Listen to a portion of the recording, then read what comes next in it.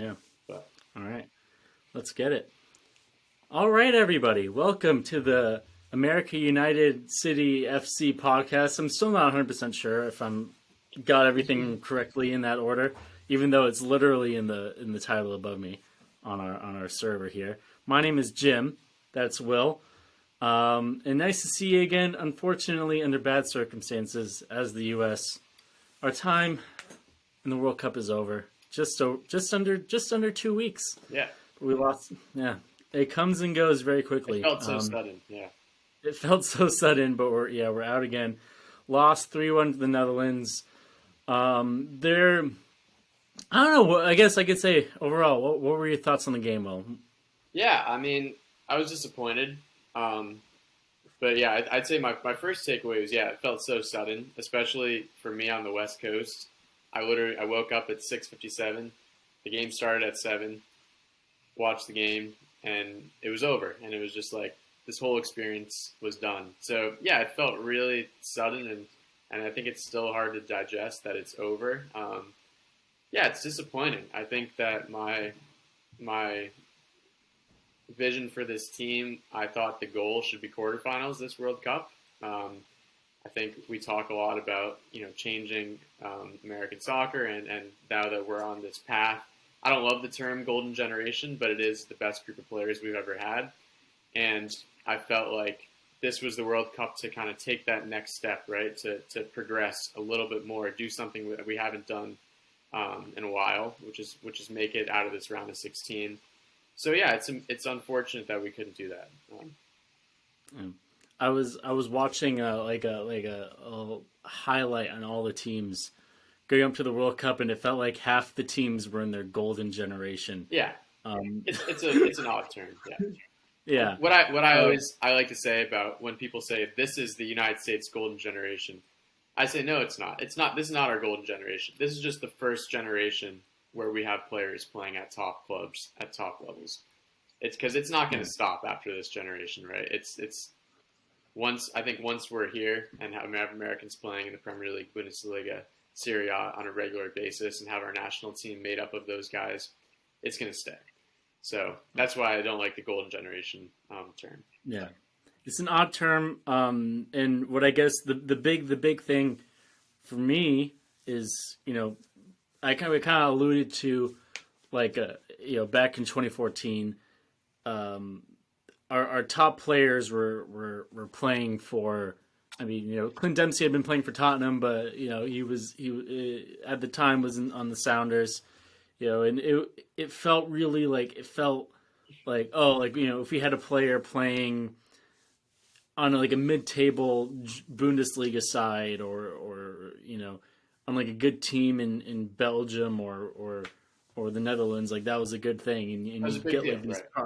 Right. prospects like maybe Aaron Long, maybe not Aaron Long, but like maybe Matt Beasler is gonna transfer to Sweden, and it was that was exciting, and now it feels like we have it's tough to keep track of all the talent coming through. Yeah. So in a way, it almost feels inevitable. I don't know. That might be a bit arrogant. Whereas like some nations, they do have like their perhaps Belgium, for example, might be thinking after this World Cup. All right, well, whenever we're gonna ever get this chance again, Right. I feel like we have the potential. So yeah, and we have the potential. I think the most important thing for me is we have the potential with the current players, a lot of the current players that we have on the team, because a lot of them played very well. A lot of them played, I mean, to be honest, like a bit better than I really thought they were going to play. I mean, I am a bit cynical at times, but like Christian Pulisic was coming off, what has been a bad season for Chelsea. He played phenomenally. Wes McKennie has been on a not a great Juventus team, although they have been trending upwards, and he played really well. Tyler Adams has been good, I mean, he's been on Leeds. Ben Anderson's been good on Leeds, but that team has kind of been shaky, and I didn't know how they would play. I didn't know how Yunus Musa would play. I really didn't know how Serginho Dest was going to play Yeah. because he's been all over the place. But yeah, they really. I think for me, the players individually brought their A game. I think what's disappointing is that what kind of gives hope. What was also disappointing was that win for the Netherlands, I felt like was for the taking, despite the result, despite the Netherlands outplaying us. I think you only really need to make a couple of tweaks. Like this wasn't like the round of 16 against Belgium where we only had a chance through the heroics of Tim Howard. Like, Sure. Yeah. yeah, Yeah. we were good. We can play well, and we'll continue to play well. Yeah. So I think we should talk maybe more specifically about the Netherlands Yes, USA game. yes. So yeah, I think we did play, I think, decently well. I didn't think we played that well, but I thought we played decently well, and we definitely it didn't appear to be a giant gap in quality, which is good. Mm-hmm. With that being said, I think it was very much there's kind of two stories, two reasons why we lost. I think the first reason is we didn't take our chances, right? Mm-hmm. That second minute, if Pulisic scored, I mean it's a sitter. It's a sitter. If you got to score that. And if he does score that, it's a very different game. We're up 1-0 2 minutes in. We're going to be full of confidence, right? And Mm-hmm. there was a couple other opportunities, obviously not as good as that, but other opportunities we had that we squandered, and that's unfortunate. And you juxtapose that I with suppose. I don't know that juxtaposition of Netherlands when they had their chances, they took them, right? They both Mm-hmm. finishes in the first half were really good clinical finishes. Our guys fell asleep, lost their man, and they scored. So the Netherlands took their chances. We did not take our chances. That's number one. Number two, they did a really good job of not allowing our midfield to do what it did throughout the group stage. Throughout the group stage, particularly in the first half, we were really good because of how dominant our midfield was, because they were outworking everybody, they were quicker to the ball, and they were just physically imposing themselves on the game and shutting the other midfield down. And what the Netherlands did a really good job is just taking our midfield out of the game and not allowing them to do what they had done in the first three games. So to me, that's very much a tactical thing. I think that right, as I said, A, we didn't win because we didn't take our chances, and the Netherlands did. But B, we definitely got tactically, the Netherlands had a much better game plan. And when it was clear around the 25th minute, I thought was about the time where I was like, yeah, our game plan is not going to work today. The Netherlands have us figured out. We should have made some sort of tweak, and we did. We brought on Gio Reyna in the second half, but we still played the same formation. We still tried to build the same way. So to me, it's frustrating that we weren't able to react in the middle of the game and come up with some alternative way to break down the Dutch. Mm. I'm not phenomenal at like reading games and reading. I don't what do you call it, like looking at tactics and being like figuring stuff out. That's a really obvious way of saying I'm not really good at that kind of stuff. Yeah. But one of the things that was obvious to me, the Netherlands scored the same goal 3 times. Somebody kind of came into that line between the defense and the midfield. Yeah. And easy pass, nobody there to get him. I don't know how you. I just don't know how you can do that. I've never seen that done 3 times in a game like that. Yeah. It's pretty bad. The other thing is someone who I do know, who knows. I don't know him personally, but I know of him, and I hear him talk about soccer a lot. It's JJ Bull of Tifo, which is a wonderful YouTube channel. You should watch it. Their podcast is very good, and basically, what he was saying was that games are usually not decided in full or even like 50% of the way by like just the tactical decisions made. Usually it's a bit more down to like the players at hand, other factors. But he said, usually like the tactics, the tactics that the coaches will drum up is, in his words, is about like 20% of the outcome of a game. And he said that this game was so much more. Okay. I was gonna say, yeah, that seems low. Yeah, Yeah, I don't know. Yeah, yeah, but basically what he said was this game was so much more just brought down to one tactical plan against another, right. and that to me was, I mean, as someone who has never liked the appointment of Greg Berhalter, and I mean, I could give him some credit. Maybe we can give him some credit this World Cup. I mean, he hasn't done a terrible job. If he'd done a terrible job, he would have not made it, or B, been out of the group stage. Um, but you know, it seems very obvious, and this has been a trend throughout the entire World Cup, of like Louis Van Gaal saw how the U.S. played, and then changed up his tactics to suit that. Hmm. And then Greg just was like, I guess just kept on doing the same thing. Yeah, I don't know how you do that as a coach in the World Cup.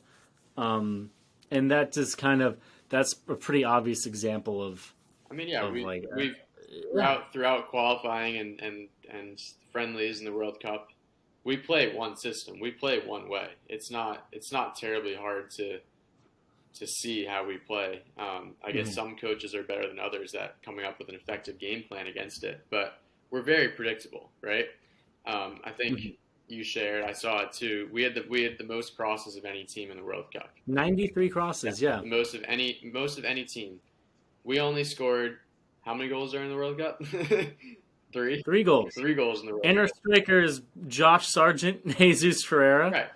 So, and this is what's never made sense to me about Greg Berhalter is that he talks about, well, we're not bringing PFOC in because he doesn't fit our system. Pepe wasn't brought in here. I don't think Greg specifically said because he didn't fit the system, but generally with why guys don't come in, it's because they don't fit the system.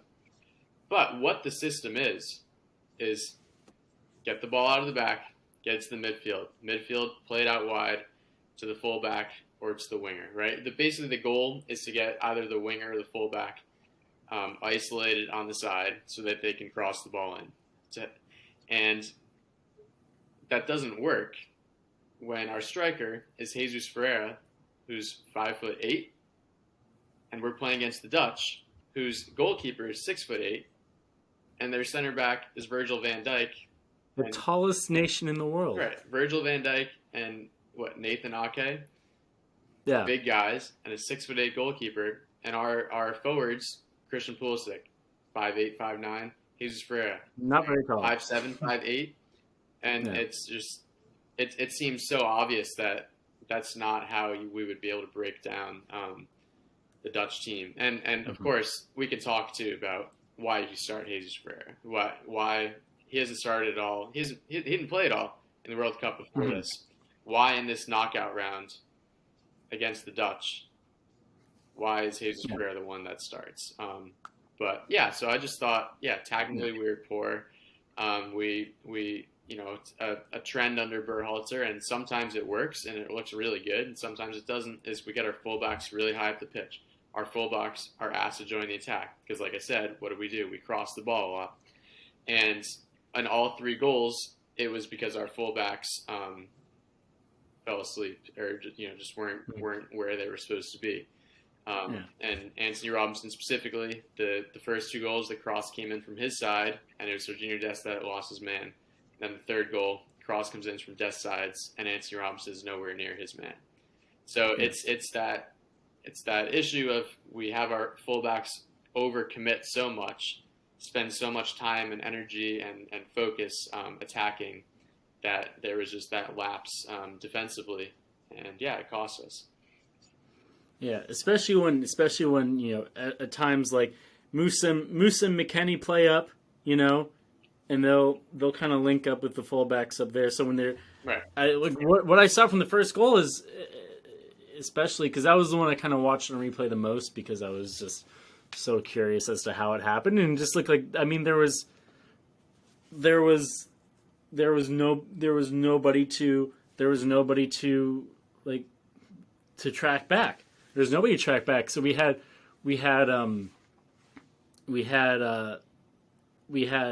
Ream and Zimmerman. Ream and Zimmerman both go to I think it was Gakpo, while Depay kind of just just creeps up, and you could either say, oh, Walker Zimmerman should have stayed in Depay, but like Depay was nowhere near, and if you look at the play and you look at like the moment where Walker Zimmerman decides to kind of double team Cody Gakpo, you would not even think of Walker Zimmerman needing to be responsible for Memphis Depay. So it seems very silly. I think the decision, I guess, on paper to start Ferreira seems like okay. I didn't hate it because A, none of our other strikers have played particularly well, and B, like wasn't available. So yeah. But I think Sargent wasn't available. I think he was probably the best striker. I mean, Weah scored a goal that we could maybe talk about it later, but he didn't look like he really meant to score that goal. Like he didn't really meant. It didn't really seem like he meant to do. From gosh, who did I say? Weah, but yeah. Haji Wright, the goal that Haji Wright scored. The goal that Haji Wright meant to score, he had just a disgusting touch. Terrible. On that kind of 1-on-1 against the goalkeeper. He had that disgusting touch and knocked it way too wide. When he didn't mean to score a goal, he scored a goal. Yeah. He didn't look like he knew what he was doing. I kind of get the Ferreira thing, but like it's just I don't know. Yeah, but still, if you're gonna play like the way that they play, where you bring the ball out wide. If you're gonna bring in Pulisic and Weah, kind of have them crash in and play internally, and play close to the middle of the park, like I can understand Jesus Ferreira kind of being a bit of like a I don't know, false nine. Yeah, I think with Sargent out, yes, if we're only looking at Haji Wright or Ferreira to start, yes, I'm okay with Ferreira starting. I guess I still think it'd be better to have Weah start as a striker, but whatever. If we're looking at Ferreira and Haji Wright, I'm fine with Ferreira starting. But we need to look at the personnel we have and the personnel they have. If we're playing three quick attackers, Pulisic, Weah, Ferreira, small guys attacking, small guys that are quick, and we're up against Nathan Ake and Virgil van Dijk, that means we should be playing, combination play, little 1-2s, try to move around, just movement in the box, try to work around them, rather than what we did and what we always do, which is get the ball wide and cross it in. So yes, as far as Ferreira starting, I don't like it because I think we have better players that could start instead. But if we are going to start him, the game plan cannot be cross the ball. Yeah. I think, and it's so funny, and you mentioning this makes me think of something else, which is that when I watch the match, it looks like, and this is kind of a thing that I think has happened this entire World Cup, which is that, and has also kind of happened through the existence of Gregg Berhalter, but it feels like, we do a great job. We stop the ball in defense. Tim Ream passes it up, or like Zimmerman passes it to Tim Ream, or Adams passes it up. Yeah, we get it. We get it through the midfield. We get to the wings, and then it just kind of looks like everyone just kind of sort of crashes the box, and we don't know what to do. Like once, yeah. It's like, I mean, it's I don't know like what to do. I don't know like what to like, what to relate it to. But it's like, it's like having perfect like combo play on like, on like a on like a basketball court, and then like just like somebody throwing up an alley oop, and all the and all the players on the team are like 5'5". Yeah, I mean it's just like I don't. Yeah, no, but I know what you're saying though. I mean, there was a couple runs that we had. I remember Anthony Robinson specifically had one where he got the ball in the midfield and he turned and split two guys. And there's a couple times when we are direct, when we're running, full speed at goal with the ball at our feet. As you said, it kind of just feels like everybody's just running, and as soon as we get into a good position, we're out of ideas. So the good chances we created, as you said, it feels like once we get around that box, we're just not quite sure what to do, and it feels like it feels as something as simple as we just haven't practiced it. Because I think in practice, we practice PKs though. We practice PKs, obviously you got to practice. But I think we've probably spent so much time in practice working on the system, working on getting the ball wide, crossing in, because overlap on the wings, because that's what we want to do. But then in the games, when we have those good opportunities where we're running at goal with the ball at our feet and we're using our speed and athleticism, yeah, once we get around the box, it just seems like nobody has any idea what to do.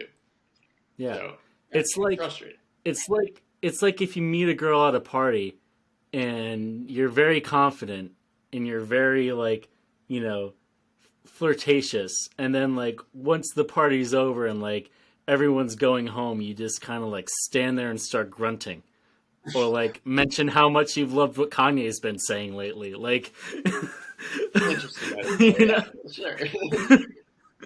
it's like I don't know, and like I don't know what soccer coaches do. I was a goalie, you know. I didn't play to a particularly high level. I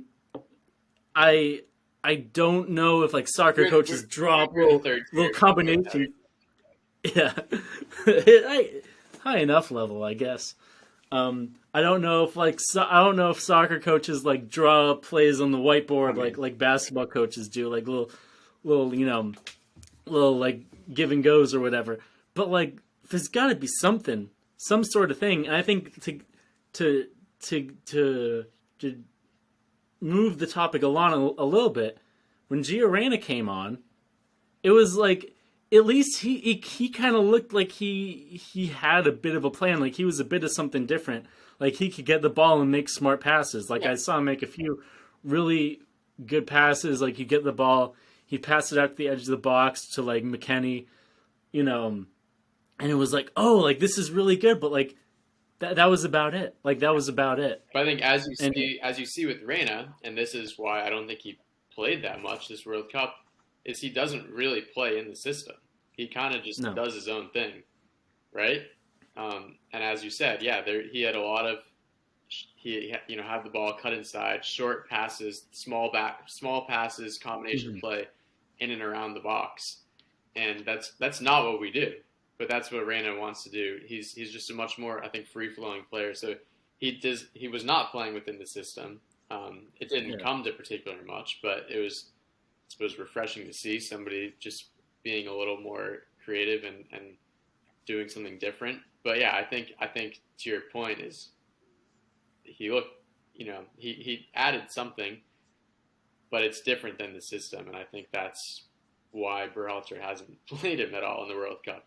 And I think we should move on to the topic of Gio Reyna now, which is how hilarious is it and absurd is it that we don't play him much at all in the World Cup. Like I think he got 10 minutes, and all of a sudden we're down 2-0. He doesn't start in the knockout game, but all of a sudden when we're down 2-0 and we're desperate, right? We're down 2-0 at halftime against a really good team.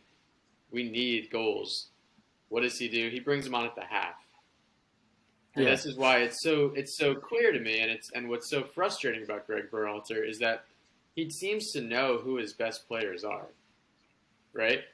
Because when he needs something, he needs attacking, he needs offense, he puts him on. But for some reason, it's just it takes him until that moment when we're absolutely desperate to be like, okay, yeah, Gio's better than Jesus Ferreira. I'm going to put him on the pitch now. Jesus Ferreira basically did absolutely nothing for 45 minutes. He was bad. He was bad. His touches were off. His passing was off. His positional play was off because he hasn't played. I mean, first of all, he's not the quality of the rest of the team that was on the pitch, and he also hasn't played in 2 months. Yeah, I think, to be honest, I think it's kind of like part of a bigger trend of Triple Jesus. Knowing, like, I think there's like what he wants to do and what he has to do, and he does what he wants to do until he needs to do what he has to do. Yeah. So like in the run to the World Cup, playing Aaron Long in the starting 11. He kind of did that until he knew he like couldn't get away with it. Yeah. Right. I think,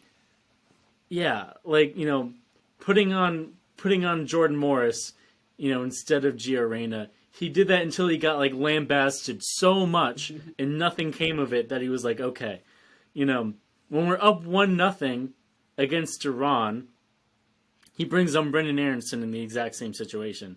But when we're down 2-0 with the World Cup on the line, he brings in Gio Reyna. Yeah. Like, until there's absolutely no excuses. So yeah, I think he definitely knows what he has to do. But yeah, I mean, I seems to like. Yeah, I don't know. It's either that he's just slow to react and he sees things slower than most people do, which is possible.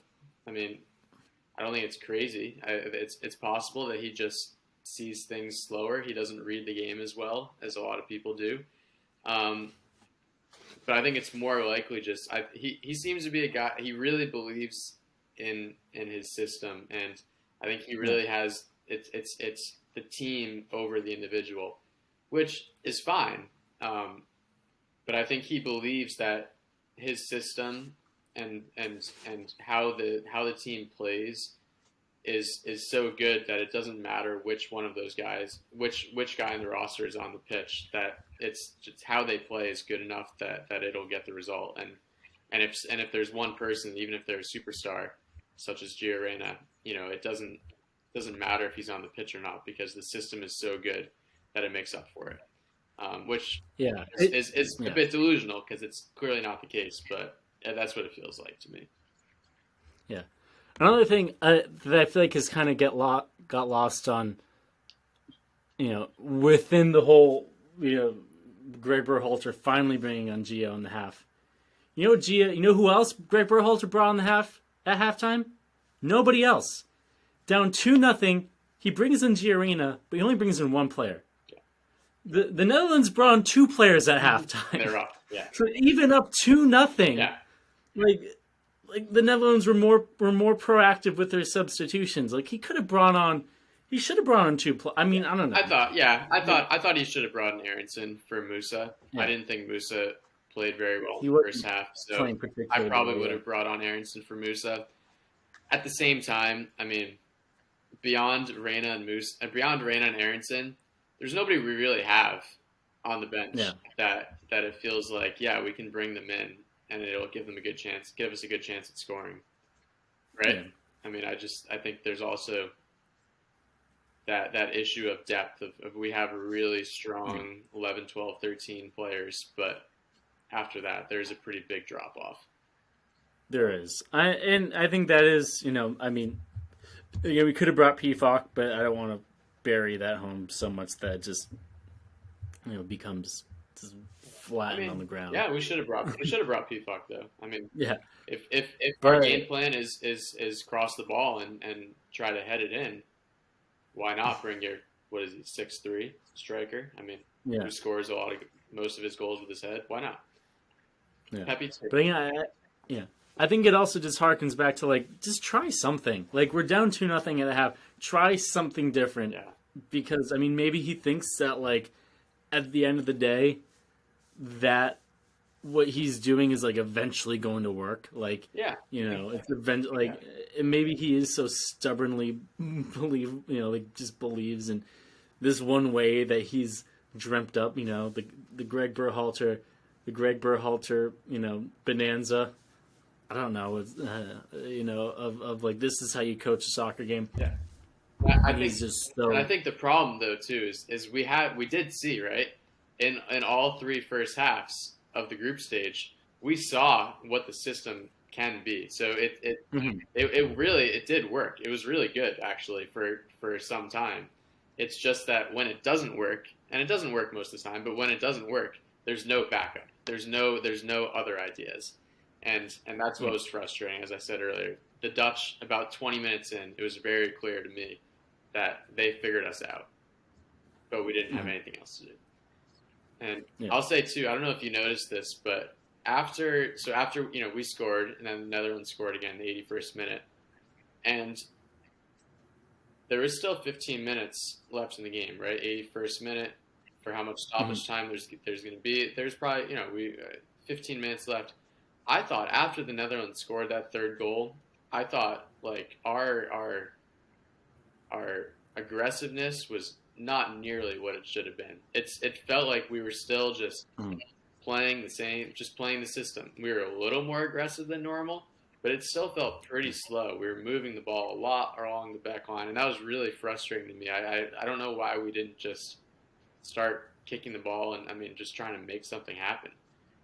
It felt, I don't know if you had the same thought, but it just felt like we were just passing along the back line, passing to the midfield, passing out wide, doing the same thing that we always do to try to break down the defense, even, in the 88th minute when we needed 2 goals for our lives.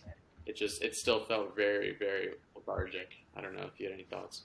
I didn't really notice that in particular, but I feel like at that point I was just kind of like, oh gosh, Yeah, I mean, I don't know. after they scored the third, right? I mean, it's over, but I don't know why. Well, it's not.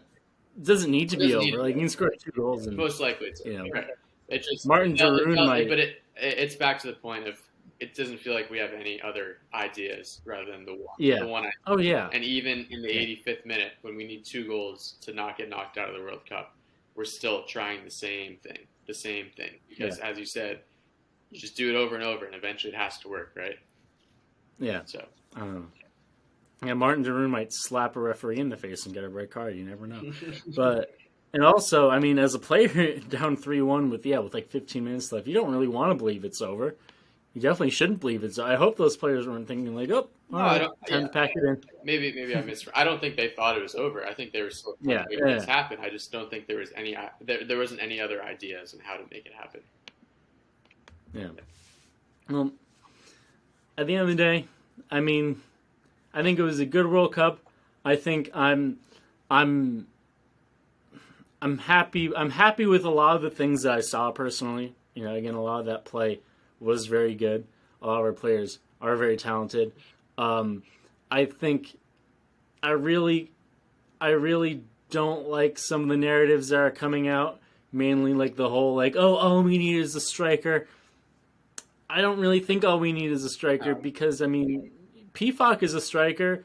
Pepe is a good striker. I mean, Sargent, I think, has shown that he can play very well. I think he could have put Tim Weah in as a striker. I don't know why we kept him bringing Tim Weah out in every game so early. That's another thing, unless he was like hurt or something. I don't think that's a wonderful excuse. No, yeah. I mean, and I'll say too, there's a point where it doesn't really matter if we have a top striker or not, because you either have it or you don't, right? There's no you can't just find a striker and sign them. And that's not how it works. And if we just don't have a striker that's at the same level with the rest of our starting, players, our core guys, then we just have to find another way to make it work. And that's pretty much, I mean, that's how international soccer is. It's you do with what you got and you make the most out of it. So I completely agree. The narrative should not be, we need a striker, all we are is a striker away. The narrative needs to be, how can we best utilize the players that we have that are really talented? Yeah. I think it's funny how people, I think it kind of comes with this a bit of this American arrogance of we will create a striker. We will grow one from mud. This American team, it's accelerating at an unfathomable pace. And in a way it is, because, as I mentioned, 8 years ago, we didn't have anyone playing for Chelsea or Juventus or AC Milan or, Arsenal. We did have someone playing for Bayern Munich, kind of. But, our system will create a striker. That's the long shot. This isn't club football. You're not going to go out and buy one. We can maybe try and give Erling Haaland citizenship, although he's already played in competitive FIFA matches for the Netherlands, and he seems like a pretty patriotic guy. Yeah. I think that was odd. I think, again, I mentioned it last time, the Walker Zimmerman hate. I don't like it. He's not the best defender in the world. It was not his fault that we lost. I think people really love blaming a lot of things on Walker Zimmerman. I don't I think understand what people saw in Cameron Carter Vickers that was like so incredible. Other than the fact that like I guess he played in the Champions League. yeah. No, I definitely. Yeah, I, yeah, I love Walker Zimmerman. I think Walker Zimmerman's really good. Um, yeah, I think that I think it's as simple as if he didn't play in MLS, people would be like, "Wow, look how good Walker Zimmerman is." yeah, I think it's I yeah. think it's that simple. If you, Yeah, I also yeah, think Walker Zimmerman, like, he didn't in that game against the Netherlands. I thought it was pretty clear Jesus Ferreira stuck out as, and maybe it's just partly because he hasn't played in 2 months, but he stuck out mhm, as not at the same level as everybody else on the pitch. yeah, Walker Zimmerman, yeah, not at all. Right? We played the game no, against England, not at all. He looked like he 100% belonged. I thought the game against the Netherlands, he looked like he belonged. Um, so yeah, I don't know. It's just there's some MLS dislike that goes too far, and mm, anybody that thinks Walker Zimmerman is not good enough to be on the national team is crazy. And it's also, who do you replace him with? I mean, I yeah. think the only Tom Brooks. Chris Richards, the only person that probably Yeah, has a shout to be um, to start over, that would start over Walker Zimmerman. But yeah, yeah. And I guess going forward, all we can do is look to the next World Cup, which we will be in. And that's, I guess, another thing we can talk about. We are going to be in the next World Cup, like without a shadow of a doubt. We are going to be in the next World Cup. We're hosting the next World Cup. Um, I mean, and I guess we can get into this like, what's the future for the team? Because other than the Gold Cup, you know, we're not going to really be playing in a ton of in the Nations hey, League. We're CONCACAF not going to be Nations playing League in against Grenada is a big match. yeah, like unless we crash out of the Gold Cup, if if Greg Berhalter stays, which it sounds like he really wants to stay, I mean, I would want to stay if I were Greg Berhalter. I think the media has kind of prepped it up, and we'll talk about this later. But the media has kind of prepped it up of like getting enough people to think this World Cup was like an unambiguous success. Yeah, That I don't know. At least I think some people might think that way. Like, oh, we lost to the Netherlands, and at the end of the day, we kind of did what the pundits expected us to do. Um, I don't see unless like we get knocked out of like the Gold Cup group stages, which I don't think we're gonna do. Like I don't if Greg stays, like when are we gonna fire him? Like yeah, when are we gonna get rid of him unless he quits? yeah. Like I completely agree. Yeah, we can't have it's pretty easy to succeed. I think with this group over the next 4 years, if we're not playing World Cup qualifiers, and if we're not, yeah because right, even if we go play some European teams in the friendlies or South American yeah teams in friendlies, and we yeah lose, it's going to be, oh well, we lost to a good South American team in a friendly. Like, that's yeah normal, that's expected.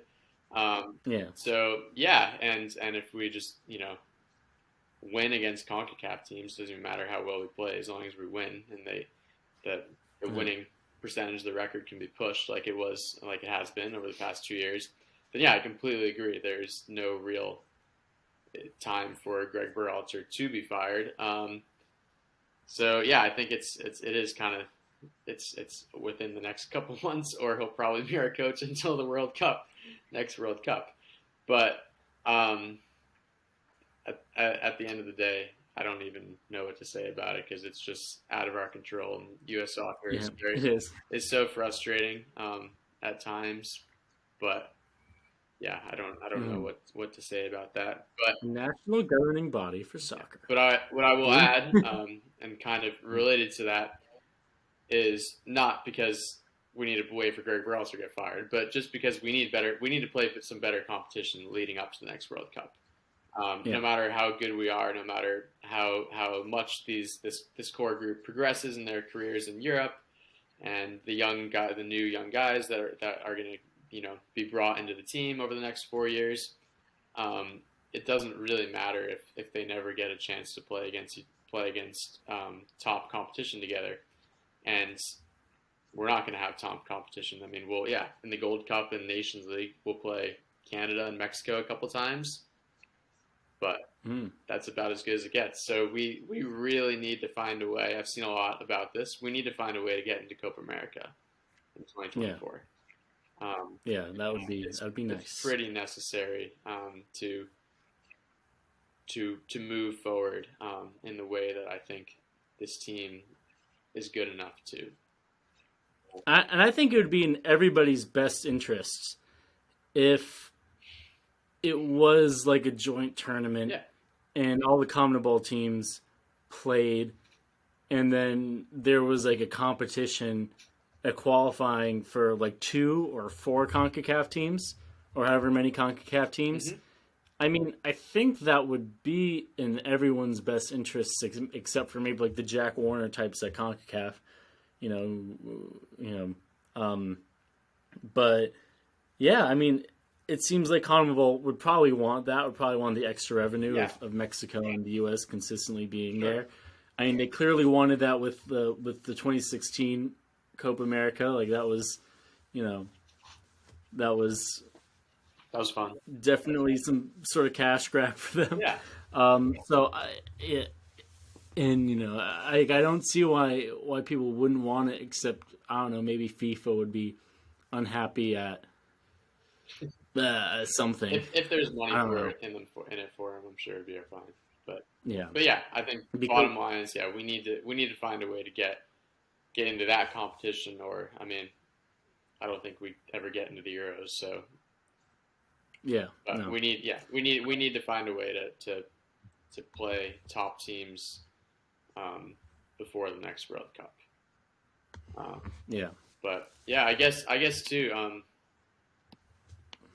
Well, I mean, there's a couple things we should discuss. One is which players do we think should stay, and which players should we move mhm, on from? Then also, I think we should talk hypothetically who would be a good next coach maybe. yeah. But Yeah. Why don't we go? What players should stay? What players should go?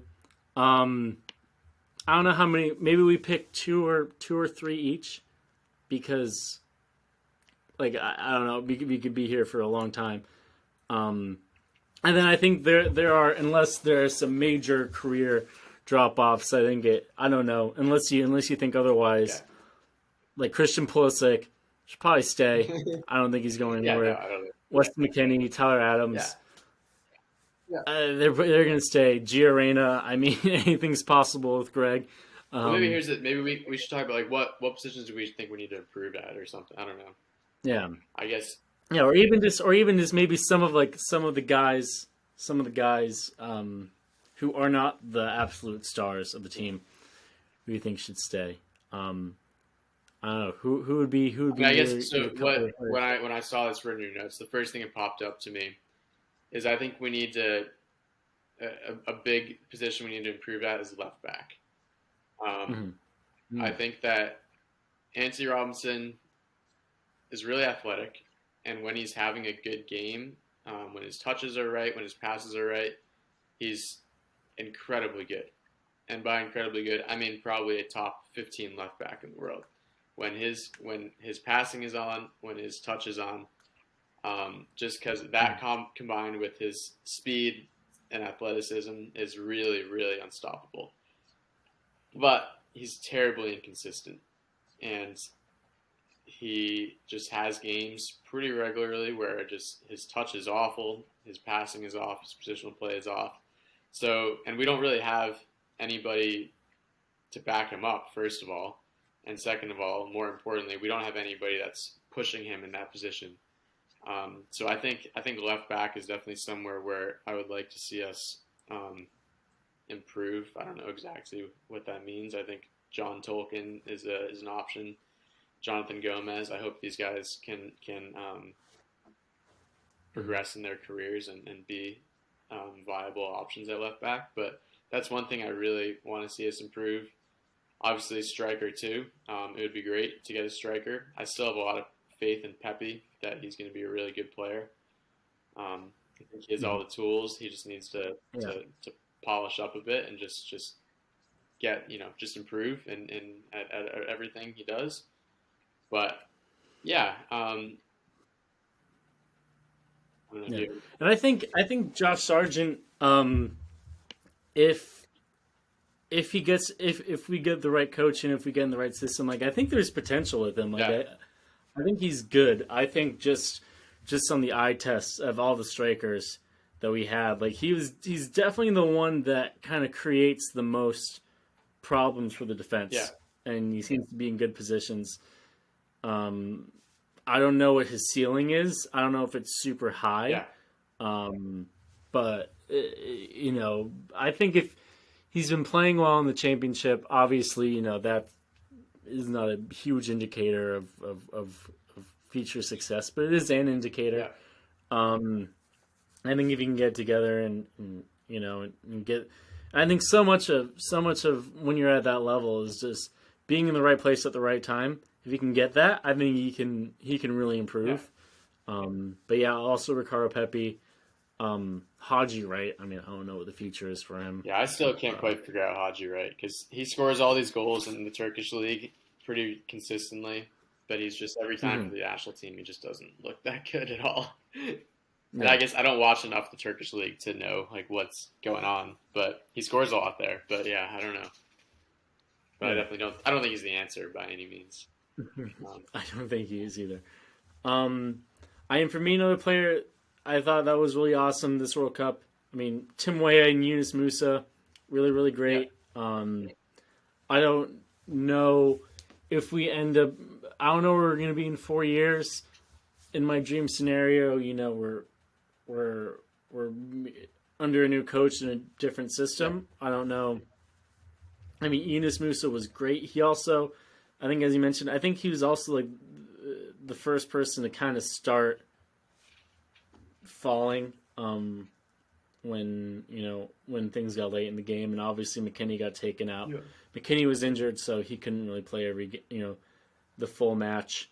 Um, I'd like to see where he goes. And I don't know what that system would be. Would it be the same kind of three-man midfield? Would that be Giovanni Reina in that position? yeah. I don't know. Um, Yeah, I think but that's one thing I'd like to add is as good as the MMA midfield was for most of our time in the World Cup, I don't want us to necessarily just be in concrete. That is our midfield going forward. This is how we're going to play. It's going to be Tyler Adams, Wes McKinney, Yunus Musa. I think we still need to experiment a lot with playing more of a 10, having a creative midfielder. And I think also the problem with that midfield of McKennie, Musa, and Adams is that it's a lot to ask those guys to keep it up for 90 minutes, and we need to mhm, have somebody that can come off the bench and can have that same level of energy and athleticism that those three have, and we just don't have that at all. yeah, There's this no Kellen Kellen Acosta Acosta, is right? like, And he's a good player, but it's a huge drop off. So mhm, I don't want us to get stuck into thinking, well, the MMA midfield was our strength in the World Cup.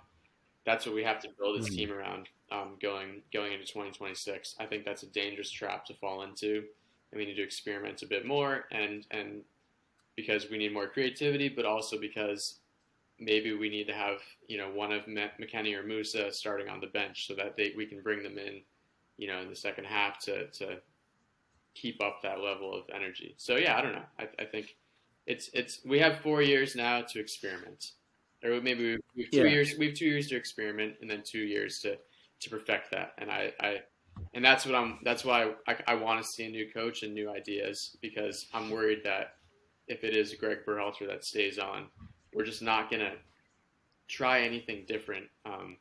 We're just going to keep going with the same system, and who knows? Maybe we'll perfect it over the next 4 years and yeah, be unstoppable. But we're not quite yeah, at that level where we should just focus on that one thing. We need to experiment a bit more. yeah, and there are a lot of names that you could kind of bring in there. There's Malik Tillman, there's Luca De La Torre, Right. there's Georgi Mm-hmm. Mihailovic. A lot of people that um, could come up. Yeah. And then I guess the one last name. I mean, the story of Matt Turner is awesome. I think he really proved that he should be the number one for the time Yep. being. I don't know what Slonina's career arc is going to be, but I mean, Going to Chelsea we'll is see. worrying. It's worrying, and it is not. It is not a guarantor No, of success by any no. means. Um, But yeah, just ask Matt Miazga. yeah, I Um, mean, I was gonna say so yeah, until Graham Potter came in, just ask Kepa. yeah, Yeah, but yeah. anyways, yeah, but and I see articles now predicting the 2026 roster, and I think if we're being real with ourselves, it's really Hmm. impossible to do. The Yeah. Look at how young our team is now, right? The amount of Hmm. 20, 19, 21, 22, 23 year olds we have. It's very possible there are 16, 17 year olds, even 15 year olds we've never even heard of right now Yeah. Yeah. that are that good and are going to be really good in 2026 and could be on the team. So those are I fully believe I swear there's somebody we've never heard of that's going to be on the roster in 2026, right? Hmm. 100%. And also I think that guys like I'm a big believer in Paxton Aronson. I Hmm. think he's a really good chance to make the 2026 roster. Yeah. Jack McGlynn, Caden Clark. Caden Clark, I don't know yet. I'm still No. he shows signs of being really good, but then he also will just disappear for a while. Jack Hmm. McGlynn, I'm huge on. Hmm. I think Jack McGlynn, I've been saying it for months, currently has a Premier League level left foot at 19 years old. And if he can build the rest of his game, I think Jack McGlynn is going to be absolutely on the roster in 2026. But yeah, there's other guys. Another Philadelphia Quinn Sullivan as a winger is really good. Cruz Medina is somebody San Jose that is being talked about a lot. Um, so I just I think it's fun to now say yeah, all these guys they'll surely be on the roster 2026, but I don't think anything's a given. I think that Hmm. there's plenty of young talent in America, and 4 years is a long time for guys to really rise to prominence. So I think as fun it is for people to predict the 2026 roster, there's going to be people we've never heard of on that team, which is fun. Oh yeah. And there's gonna be people that I think, we think now are just locks Yeah, who could fall yeah, off. Pull a Deli Alley. yeah, Happens. yeah. Yeah, But, we shall but yeah, see. as far as guys, I don't think Jordan Morris should ever be on the national team again. I just don't think he's at that level. I obviously Sean Johnson just maybe mainly because of age. I think there's no real reason to ever Mhm. bring him in again. Yeah. Um, Aaron Long, I don't know why he was there to begin with, but I sure hope we don't see him on the national team again. Yeah. Um, Shaq Moore, Um, I think probably will be called he in had a good year. again. I think Gregg really likes him, but I'm not sure. I think we probably have better options. I think we're really set in right back. I think Destin Scally as our two right backs going forward that's one of our Yeah. stronger positions as far as a starter and the reserve. So yeah, but Christian Roldan, I don't think should ever really get called in again. There's just no reason. But Yeah. yeah, I think it's been a good run for DeAndre Edlin as well, yeah, yeah, absolutely. and he can be proud of having been the only person of this crop to have played in two World Yeah, Cups. It's pretty good, and he's had a very good career, and he's still, under 30, so. yeah. But, I always. as a What do you think? speed What do you based. think about Tim Ream? Because he was really good this World Cup, and he's currently our best center back in the entire pool. So do you keep bringing him in for the next until he's no longer one of our best center backs, or is it time to I move mean, on right I would, away since he's not going to feature in the next World Cup? I'd have him around. Like, I'd have him around. You never know; he might feature in the next World Cup. I don't I know. hope we have Um, two center backs that are better than 39-year-old Tim Ream in 4 years. yeah. um, I, I guess for like the next camp, I don't. I think Tim Ream has value, and I think he would be someone who you'd probably want to have around. I mean, do you play him all the time? Probably not. We'll see what he wants to do as well. He might just be like, all right, there you go, play at the World Cup. Time to win the Premier League with Fulham. Let's leave it. Let's leave it at that. So I'm not sure, but I hope he gets a good FIFA upgrade. That's for sure. Yeah, I'm sure that's all that is in the back of his mind. Yeah, and then I mean, beyond that, who do you think should be who's your call for the U.S. national team's coach? This guy named Pep Guardiola. Pep Guardiola. Yeah, I don't know. I mean, look, I think Roberto Martinez is now available. Obviously, he hasn't brought the Belgians to the glory that they wanted to, but they were really, for a while, they were really, really dangerous attacking team. I think attacking and we have really good attacking players, and I would love to have a coach that could utilize that. But I think bottom line is we should shoot high. I think there's no real reason to. We should be shooting for somebody that has top international experience or has coached in a top league in Europe. I think that the bar should be high for who the next coach is. I don't think we should rush into the decision. I think we should wait until that right person is available. But yeah, I think the bar should be high. So whether it's Roberto Martinez, maybe we try to get Joachim Löw, the former German coach. Look, as I said, the bar should be high. I would love to say Jim Curtin or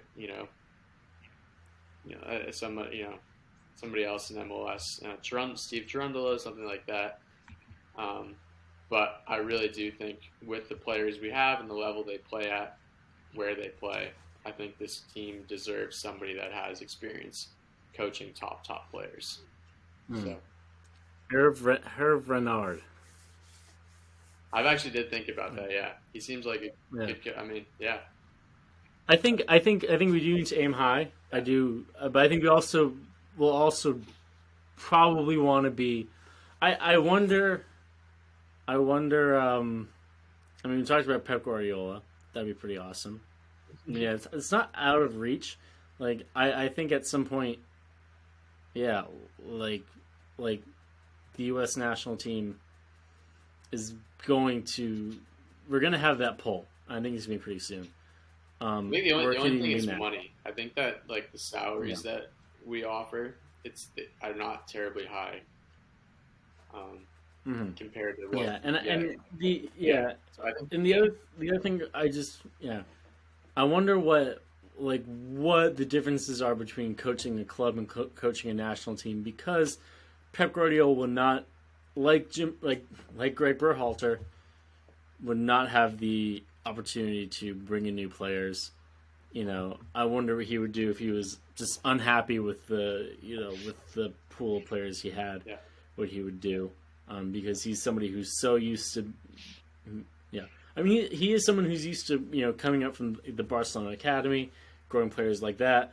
But he's also someone who's very used to being like, all right, I don't like the right back. Let's go out and buy the best right back in the world that's available, or at least I deem the best right back available for this. So yeah, I don't know who that perfect coach would be, but I would kind of wonder if we would want to do somebody who is a bit of a surprise hire, and not in the way that Gregg Berhalter was a surprise hire of like, oh, nepotism. Yeah. But Yeah. So yeah, we might not even know the name of the U.S. national team coach right now. Probably not, but probably shouldn't be the case like that extreme. But I think bottom line is particular. But hey, as that Fox Soccer article that I shared with you, the players are really happy with Gregg Berhalter. They want him to stay. So direct quotes from Jesus Ferreira, Jordan Morris, Sean Johnson. I think we should get to that, because I have a new segment, and that new segment is called "That Story Was Dumb," and this is where we go over all of our favorite, all of the worst stories about U.S. soccer, MLS, CONCACAF, whatever it may be, that have been written and published as journalistic material. So let's get to it. First version of That Story Was Dumb. This is from Fox News. I mean, Fox Sports. And this is U.S. players support Gregg Berhalter's return as head coach. And this came right after our loss in the World Cup.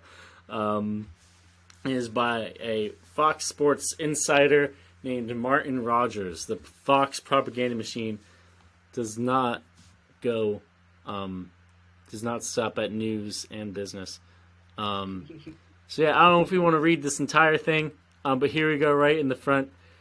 I would love for him to stay, but that's out of my control, USA forward Jesus Ferreira told me. That's going to be on him and whoever is in charge of that. Enlightening quote. Jesus Ferreira, guys, scoop. Jesus Ferreira does not control who's going to be the coach of U.S. soccer. And if he did, that would be very concerning. I can't believe the second. I mean, right. When you say the U.S. players would want that, you would just think that they're talking, oh, they must have talked to Pulisic and Adams and McKennie. But no. Yeah. They talk to Jesus Ferreira and go down because it gets even more ridiculous. Yeah. Let's go. I mean, you're the one who's kind of more. We have a quote from Gregg Berhalter. I will over the next couple of weeks. I will clear my head. I will sit down. I will stare at my Jordans. I will drink some nice cocktails. I will sharpen my Japanese steel knife, and I will think about what is next. Let's see. I like this one. In international soccer, it's relatively rare for coaches to stay with a team for multiple cycles. Whatever the haters on social media and elsewhere think, it quickly became clear Gregg Berhalter has the backing of his players. The haters on social media. Wow. the fans who care and see problems, seeing as we can't score for our lives. The haters. Yeah. Whatever the haters say, that's a great thing for a reporter to write. Whatever the haters say. That's a Pulitzer-winning line right there. They do have a Tim Ream quote, so I'll give him some credit. I do have a Tim Ream quote. For that. But I guess Tim Ream doesn't really have any stake in this because he's done anyways. But yeah, so let's see. Where are the other ones? Sean Johnson, who probably wouldn't be here if Berhalter wasn't the coach. Yeah, to talk about it soon afterwards is an emotional moment for the group, including Gregg. All these things will be ironed out. Ultimately, I think he has done a fantastic job in bringing me to a World Cup. And obviously, if he chooses to continue and all the things align, fantastic for the group. So he's not even saying he should stay. He's just saying, we'll see. But I think, Man. And then Jordan Morris, the other person, who would not be here. I think Gregg has done an unbelievable job since he's come in. When here, Jordan Morris said, "You see the progress over the last 4 years. It's not because our players went from playing at MLS teams and AZ Alkmaar and maybe Eintracht Frankfurt before they became good. You see the progress over the last 4 years. He's an incredible manager, and we are lucky to have him." Yeah, this is U.S. soccer propaganda right here, people. This is U.S. soccer propaganda at its finest. But I think what it's saying though is it's as we said, it's setting the stage for Berhalter to stay, right? It's getting that idea in our head that you know what, we actually did well. The players are behind it. Yeah. But it seems like it's hilarious to me that the quotes were Jordan Morris, Jesus Ferreira, and Sean Johnson, three guys who would never be near the roster if he wasn't the coach, and especially in Ferreira. I mean, Sean Johnson's old; he's not going to return next World Cup. Ferreira and Morris, they're old enough, they're young enough. I mean, Ferreira especially, that if Berhalter stays in charge, he keeps calling him up. Very possible they could be on the next World Cup roster. So, it's hilarious. Yeah, I think it's kind of an extension of the entire World Cup coverage from Fox. With like Alexi Wallace giving pump up speeches. All positivity. Everything's positive over here. Next installment of that story was dumb comes from who else but the Mirror in the UK. I mean the the headline alone, and look at Kris Jenner, just to set the tone. That's how serious of a source this is. Yeah, I don't know if my email just displayed in the video, but the news, politics, football, celebs, TV, money. Virgil van Dijk's reaction spotted as finger of blame pointed firmly at Christian Pulisic. This is an odd title. Maybe the subtext will give us a bit more of a clearer picture of this. Netherlands 3-1 United States. Goals from Memphis Depay, Daley Blind, Denzel Dumfries were enough to send Louis van Gaal's men to the quarterfinals, with Virgil van Dijk playing a key role. The headline makes it sound like it's going to be about Pulisic, and then the subtext is just nothing about Pulisic at all. Yeah.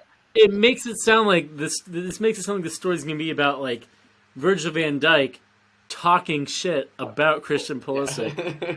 When we get into it with more Kris Jenner, sorry guys, I don't have ad block. This is also by Jacob Leaks. He is a sports reporter. Let's see if we can get like a good. We can find his Twitter page later. As the Netherlands players celebrated a goal that would confirm their place in the quarterfinals, Virgil van Dijk made a beeline for midfielder Martin de Roon. Great Atalanta player, just so you guys know.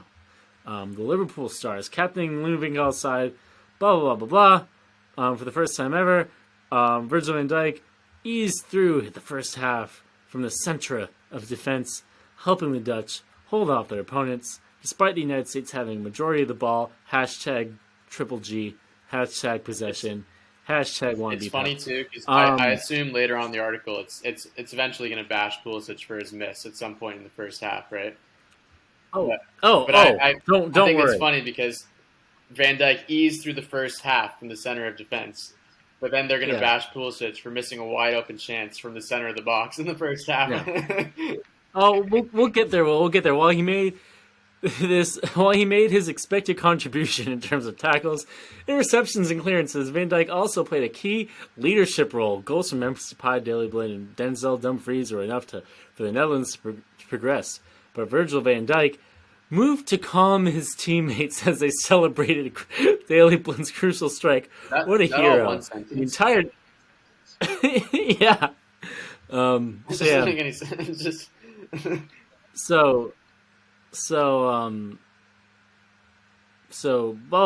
entire thing, talking about how great of a job Virgil van Dijk did, and then we get to here he is, and then we get to the point of the article, the climax.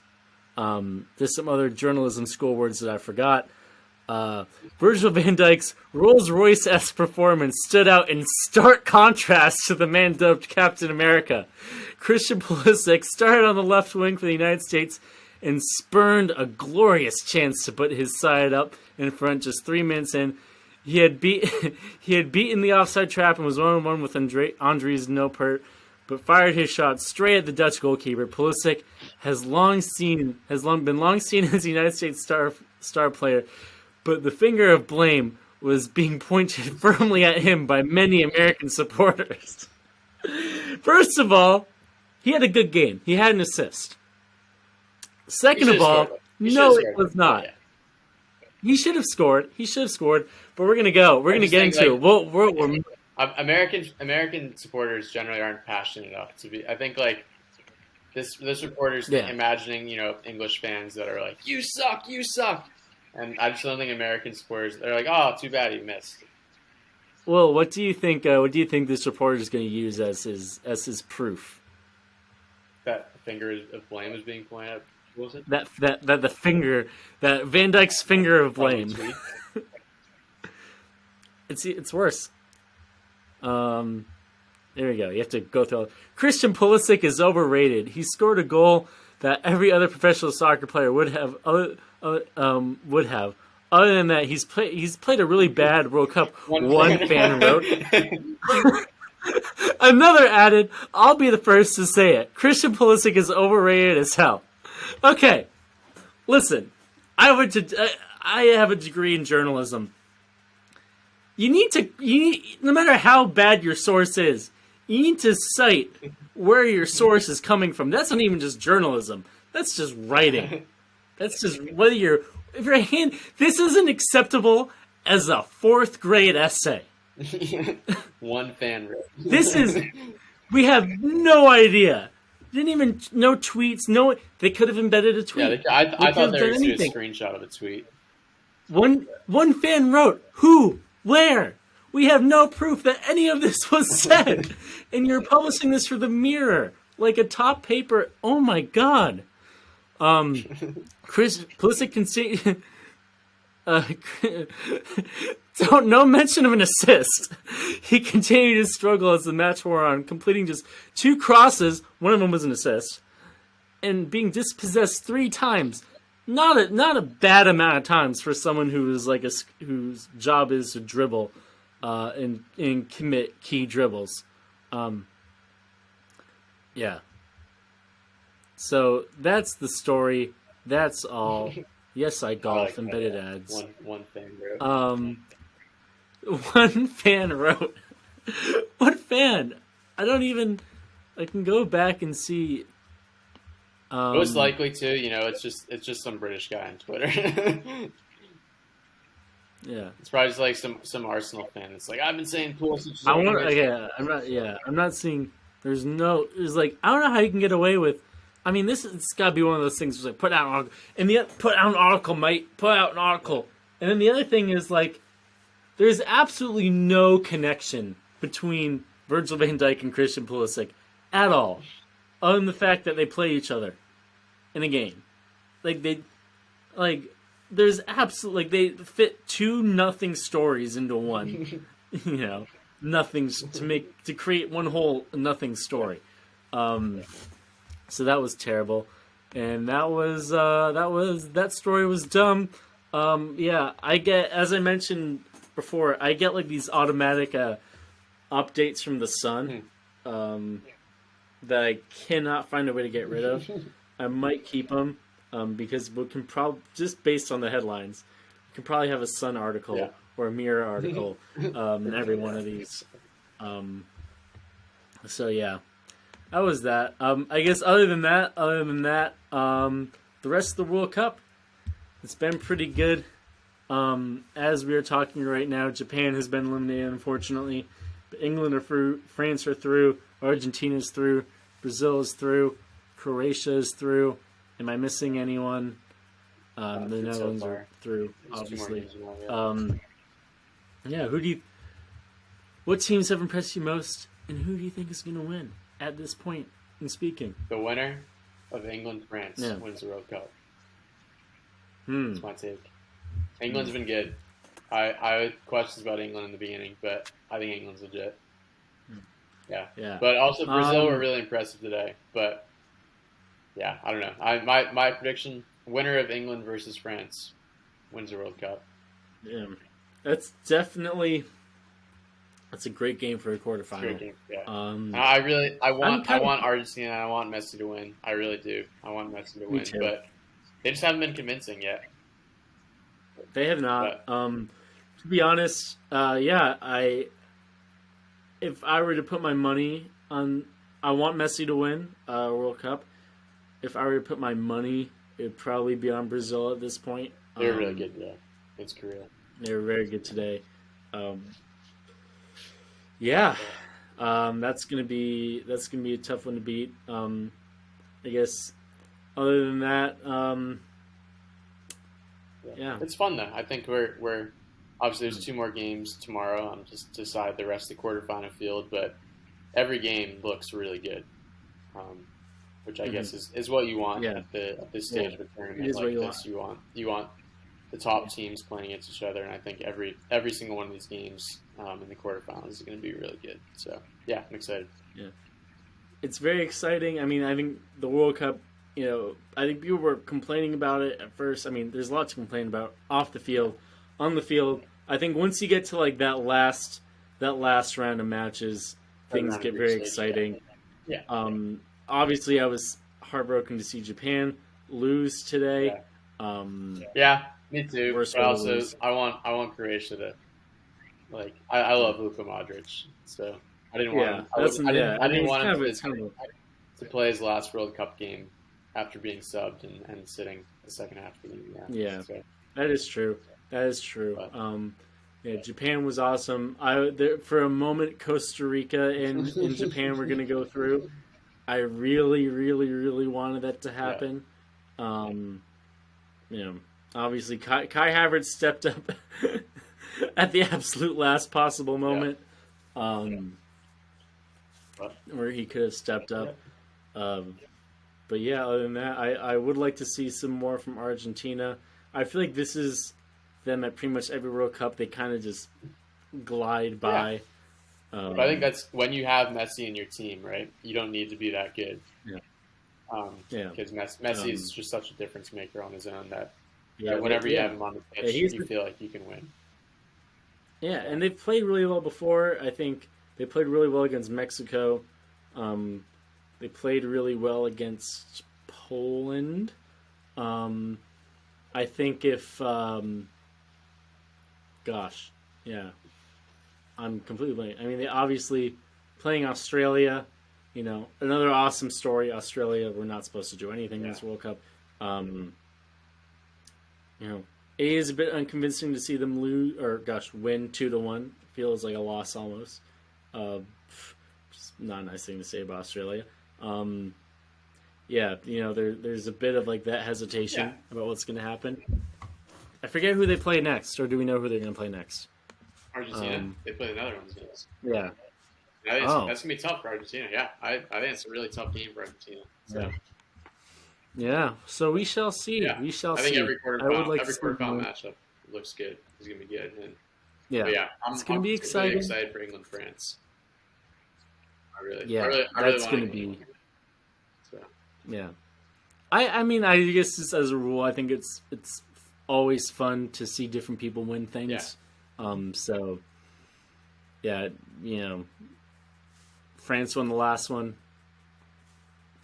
Yeah, we don't need to see them win again. I'm good. I think we're all good, except for French people. We'll probably want to see them win again.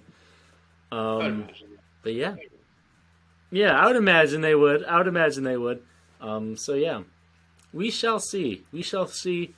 And as for when we're gonna be on here next, obviously our job is done in terms of analyzing the World Cup for the U.S. national team. We should do another one maybe after the quarterfinal round. We can just Yes, talk we about all should. the We shall do quarterfinal that. games. Yeah. Yes, we shall do that. And then maybe other fun, unique CONCACAF stuff, MLS stuff will happen in the meantime that we can talk about. Maybe Greg Berhalter will be fired. Maybe they'll maybe they'll Maybe they'll maybe they'll double his build a salary. throne for him. Maybe they'll tear down Abraham Lincoln's memorial and put him on that chair. Put a big statue of Greg Berhalter with his Jordans, and they're called the Greg Berhalter Monument. Mhm. We don't know. We can't predict the future, but that's probably not going to happen. um. So yeah, Yeah, till the next time. indeed. Till the next time. Indeed.